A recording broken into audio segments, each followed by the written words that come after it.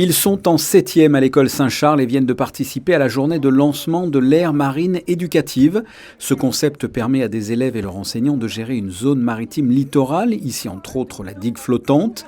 Cette démarche pédagogique a pour but de sensibiliser le jeune public à la protection du milieu marin. L'idée, qui vient de Polynésie française, a été reprise par l'association monégasque pour la protection de la nature il y a 5 ans.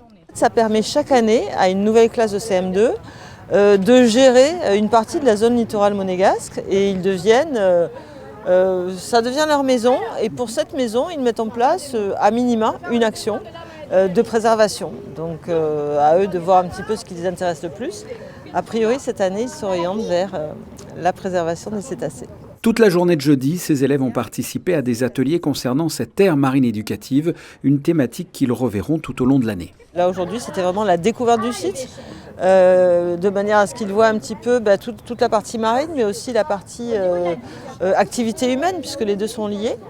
À partir de là, donc, des intervenants vont leur présenter notamment les membres du secrétariat permanent de la COBAMS et de Pélagos, vont leur présenter diverses espèces, les problématiques liées à ces espèces en Méditerranée. Et puis beaucoup de monde va les aider pour que petit à petit ils prennent conscience de l'intérêt de préserver le milieu et en particulier ce milieu-là avec les baleines et dauphins qu'ils aiment tant. J'ai appris qu'on avait une aire protégée, qu'il fallait qu'on protège et que donc on devait faire attention. Aussi, il ne faut pas jeter plein de mégots dans l'eau parce que ça peut polluer et ça peut faire mourir les animaux. Moi, ce que j'ai appris beaucoup, c'est que y avait beaucoup d'animaux dans la mer et qu'il fallait les protéger. On apprend beaucoup de choses sur la nature, sur les cétacés et sur la mer aussi.